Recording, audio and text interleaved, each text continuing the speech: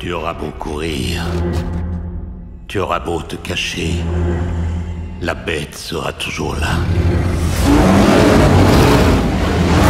Nul n'échappe à son destin. Hercule. Alors on nous présente aujourd'hui un film intitulé Hercule. Il est intéressant de constater qu'on a choisi pour titre Hercule, au lieu d'Héraclès. Héraclès, c'est le nom du héros mythologique. Et cette mythologie-là, depuis plusieurs millénaires maintenant, elle est au cœur de la fiction littéraire. On va la trouver en Grèce, dans la poésie, bien sûr. On va la trouver dans la tragédie grecque. Puis on va la trouver dans la littérature latine. Et de fil en aiguille, on voit bien que ce personnage d'Hercule va inspirer jusqu'à des auteurs modernes. C'est un certain, donc, Brett Ratner, que personne ne connaît. Aujourd'hui même, révélez l'homme que vous êtes face à l'épreuve à accomplir. Ce sera la mort, soldat, ou bien la victoire. Héraclès est un personnage de fiction extrêmement imposant par sa plastique, certes, mais il a une conscience. Alors, Dwayne Johnson, l'acteur, le dit, j'ai une conscience. On est bien content de l'apprendre. Il aurait pu y penser avant. Et en cela, malgré tout, il rend compte du caractère imprévisible et maladroit d'Héraclès ou d'Hercule. C'est un personnage qui tue sans le vouloir. Ces travaux, ces fameux 12 travaux d'Hercule, ils ont une raison d'être. Et là, la chronologie est importante. En effet, Héraclès est puni d'une faute, d'un péché originel. Quelle est sa faute?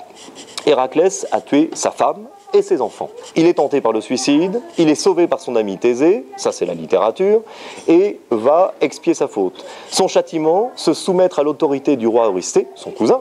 Ce personnage lui impose une série de missions surnaturelles, surhumaines.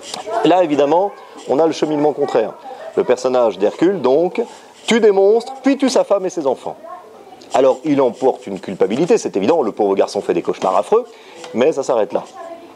Et de ce fait, là, on échappe à la caractéristique d'Héraclès, caractéristique ambiguë, ambivalente. Il est à la fois Dieu et homme. Je n'aspire qu'à être un mari et un père. Bienvenue chez toi, mon amour. Tu ne peux pas fuir ce que tu es. Tu t'attireras le châtiment des dieux.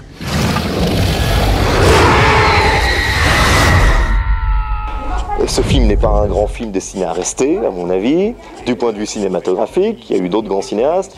Mais ce qui est intéressant, malgré tout, on se pose la question de l'origine divine de Hercule. C'est une légende, nous dit-on au début, et finalement, si la légende était vraie, si Hercule était un fils de Dieu, on ignorera toujours l'origine de ce personnage. On nous dit que c'est un orphelin, donc il n'a pas pu faire la démonstration de sa naissance.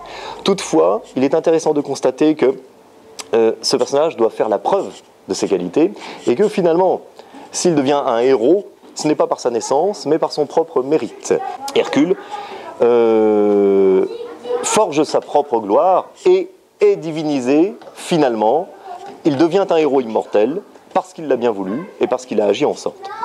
Et dans ce sens, on rejoint une problématique ancienne qui est celle de l'évémérisme, d'un courant philosophique qui nous dit finalement les dieux de l'Antiquité n'ont pas existé, ce sont des humains divinisés par la postérité qui reconnaît leur qualité. Et les anciens eux-mêmes se posaient la question ainsi de la véritable nature divine de leur panthéon. Maintenant, dis-moi,